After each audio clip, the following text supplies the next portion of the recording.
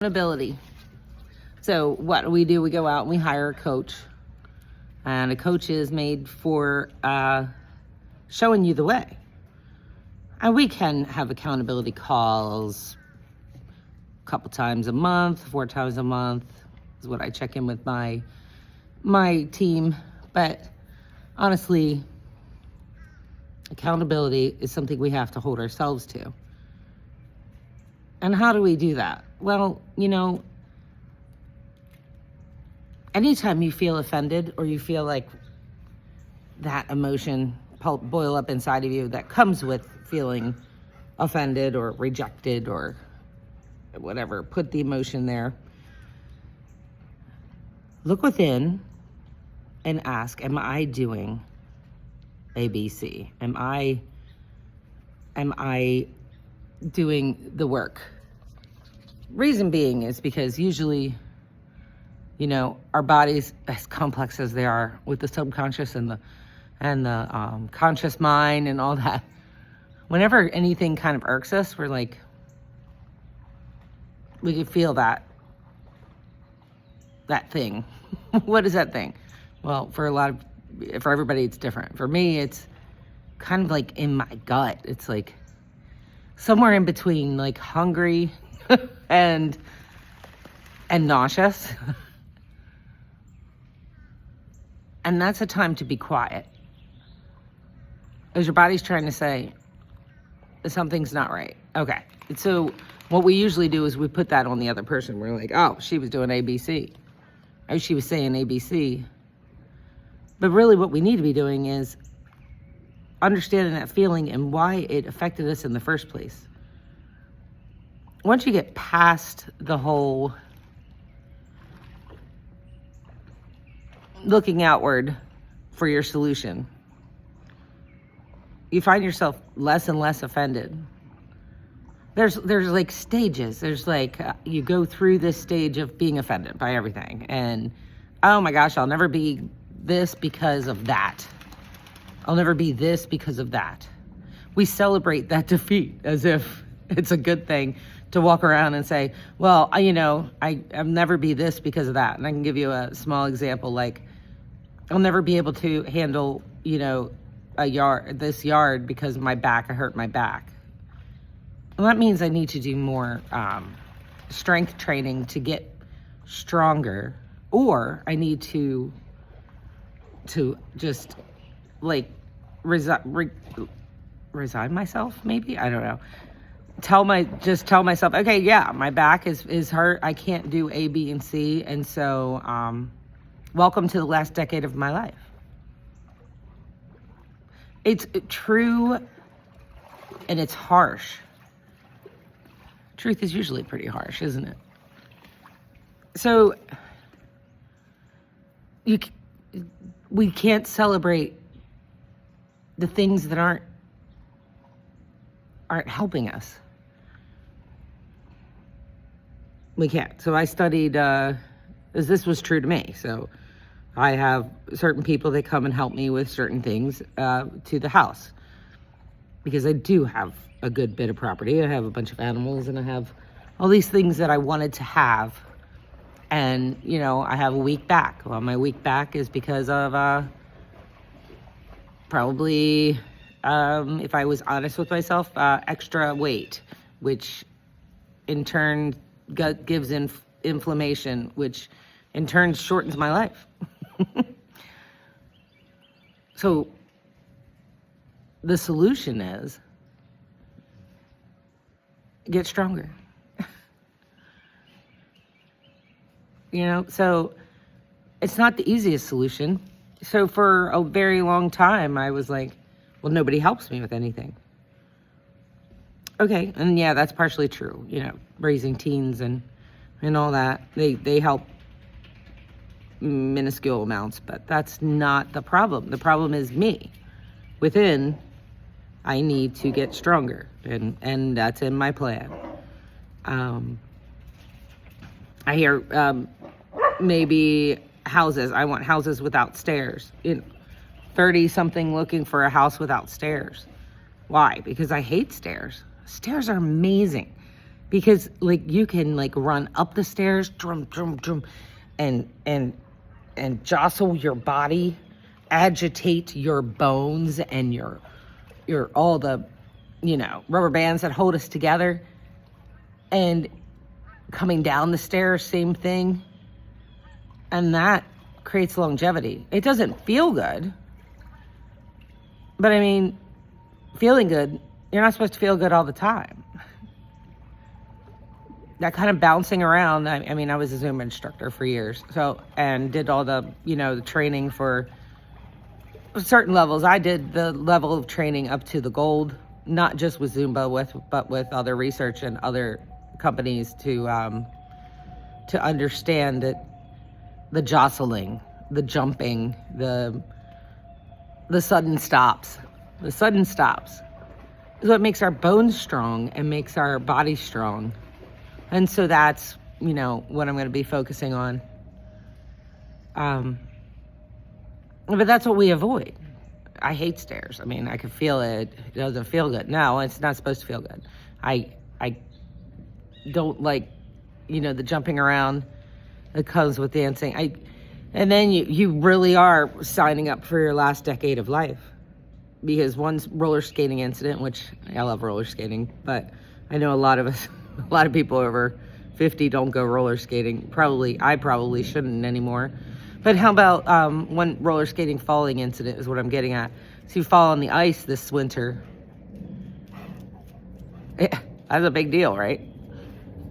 So our strength, we can't be, or any goals that we have, we can't be looking outside for it. This is something for us to change.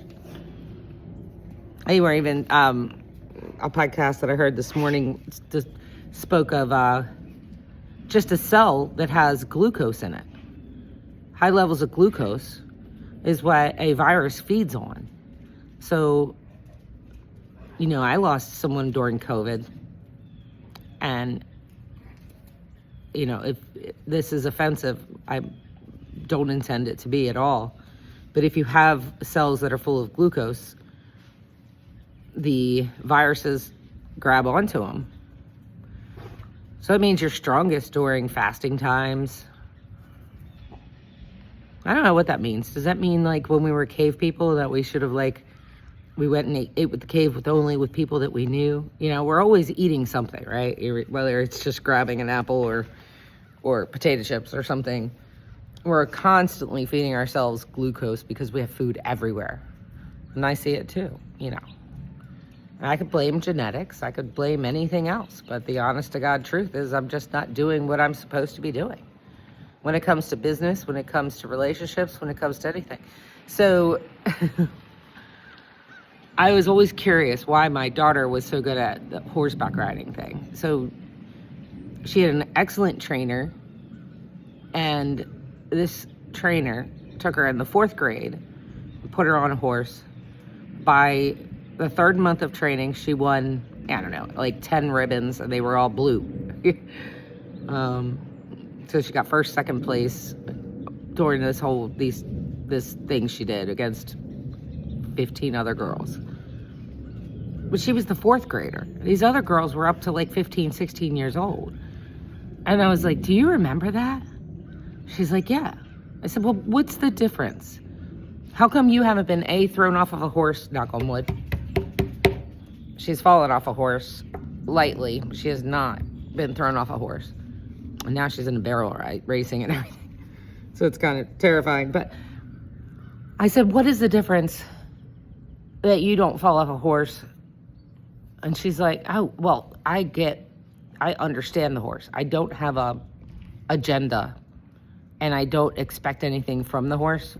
It's like we create this bond immediately. And she did this in the 4th grade immediately. And I think it was 3rd grade. I'm sorry, because I moved when they were in 4th grade. We create this bond. We understand each other. Understand. There's that word again. Understand. You can get thrown from a horse, then you could be like, that horse was a this or that or whatever. But honestly, it's within. It's something within. And that's And that's what I found out when she was telling me the story. And that's how it works. Only when you're looking within. When you're training this monster. When you're training like a puppy, same thing. If you are agitated and uncomfortable in yourself, you will get run over. Run over. And it was so fun raising Sailor these last 6 months because she would tell me when I was there, when I was present within myself, not present. Everybody's talking about be present, be in the moment. No, be in yourself. And some people don't even want to be in themselves. I didn't want to. I didn't, like with Mel Robbins's high five habit, look in the morning and give yourself a high five, look in the mirror. I was like, I don't want to look at that mirror. Why do I want to look at that mirror? You know, and she mentions the people who don't want to look in the mirror. And then that was for about couple weeks. And then looking in the mirror and crying after, because I was like, why did I lose myself? Like, who told me that, hey, you suck and you shouldn't even like yourself? This is all we get. And unless you want to sign up for the last 10 years of your life, the last decade of your life, I might have said 10 before. I'm talking about years. Unless you want to sign up for the last 5 to 10 years of your life at this age, meaning 35 and above, you better check in.